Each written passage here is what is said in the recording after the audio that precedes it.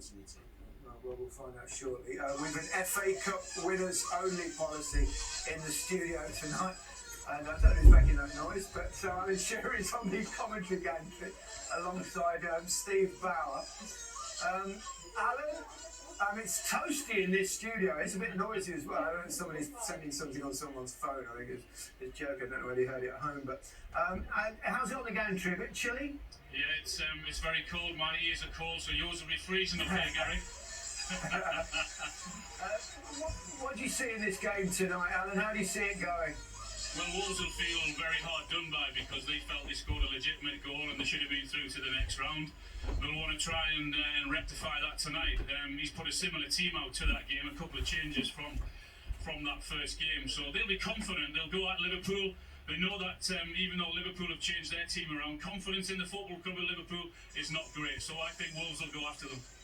Are you surprised at the changes Klopp's made, Alan, as well as Danny?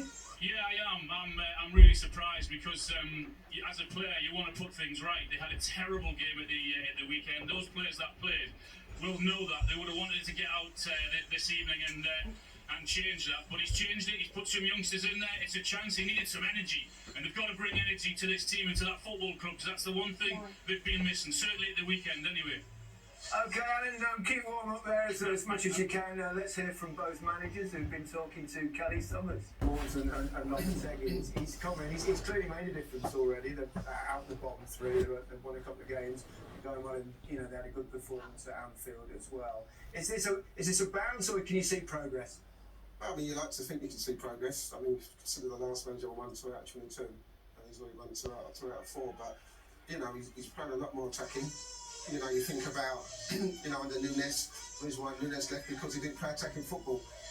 But this man's come to life, and I think Cadence has been absolutely outstanding from since he's come in. And, as a manager myself, you hope when you go into a new club, you do get a new bounce back, new ideas, new different standards. And it seems to be working at the moment. Will you stop making those noises, Danny?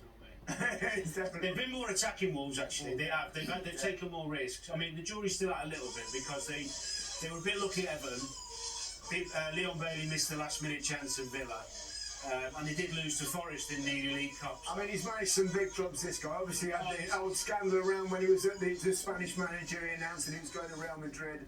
And since then, it's not been quite as successful, but he's obviously Europa League he won with. I think he's very single-minded in what he wants. Yeah. He's not going to deviate. He's experienced enough to know, look, he's not going to be swayed by the odd bad result. He's going to stay focused on what he wants. And I think it's quite fortunate in a way for Wolves because they actually went for Michael Beale. And they went to Lopetegui first. Yeah. Because of personal reason, he didn't take the job. The next went for Michael Beale. Yeah. He actually turned it down, so it kind of fell on Wolves' back, to be honest. You came in at Reading, didn't you? You kept them up last season, did a brilliant job there. How difficult is it to keep that going and build on momentum as a manager? Well, I think it's tough because, especially with us, we got the embargo at our club, so it's hard to build and hard to bring in other players. But if you look at Lopetegui's done, he's brought some really good top-class players. They're playing, as Danny Murphy said, they're playing some really good attacking football. And it's always hard to keep doing it year after year after year, as we're seeing with Liverpool at the moment. It's hard to keep doing it. As for Liverpool, what's missing this season, Danny? I think the beginning of the season there was some complacency set in. A lot of the players haven't had any competition for the places for a long time. I think they were tired a little bit from the season before, playing every game available the season before. Mental disappointment of missing out on Champions League and the league to City. And then I think you lose some confidence when you lose games. Top players lose confidence. And I think there's been too many different team selections. I think this is the 13th or 14th different back four we're seeing tonight.